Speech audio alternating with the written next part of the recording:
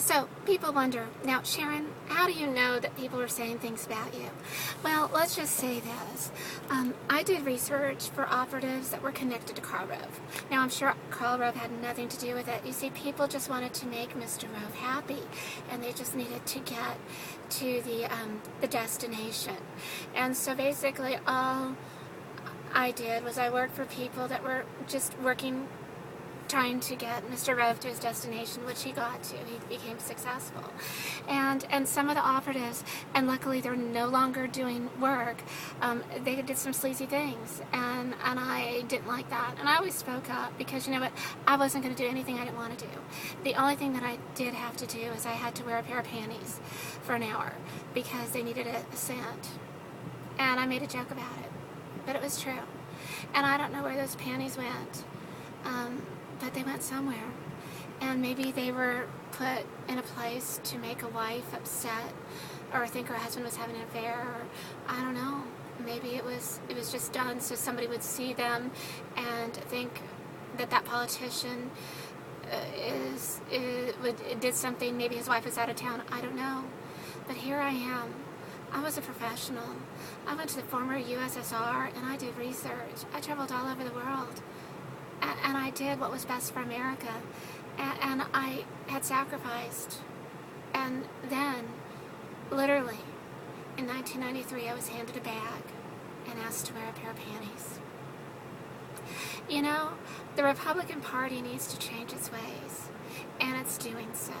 When they get rid of a certain Tea Party operative and he's no longer welcome in the nominees', den, so to speak, I think the Republican Party will get healthy. I remember the era of Bill Clinton when we were trolling for tattletales. That was kind of fun. But, that was the era. That was what was expected. And, I didn't like that because I think everyone has the right to a personal life. And I do not like what Todd Akin is doing now. Because what Todd Akin is doing is he's taking those people that fear social liberals from taking over the world, but what they're doing is they're very hypocritical. Do you know how many right-wing politicians' kids have had abortions? It's insane, but there's a lot. And, I could give a list, but I'm not going to. I think Todd Akin, if he really were serious about his pro-life agenda, I think what he should do is he should do the pledge that he will not take money.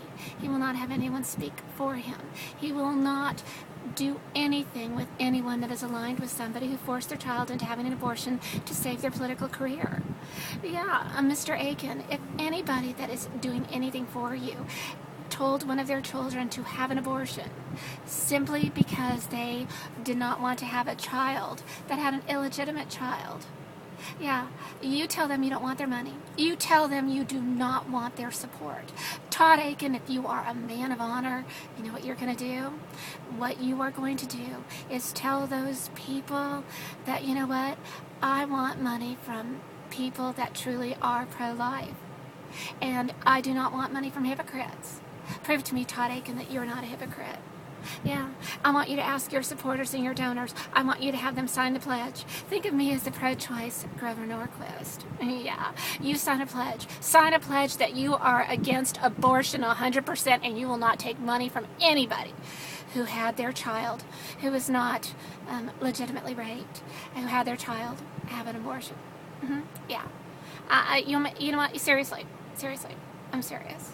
And I'm doing this, sir, because the era of hypocrisy needs to end. I know some wonderful people out there, and they were forced to do something that they have to hear is so bad from people like you, knowing that their relatives are giving money to you. You call me, 615-415-6675. Take the pro-life pledge. Tell anybody who had their child have an abortion because they did not want it to hurt their political career to have an out-of-wedlock grandbaby. You tell them to stop funding you. You tell them to not endorse you. You tell them to not speak for you. Okay? Thank you. You have a great day. Call me.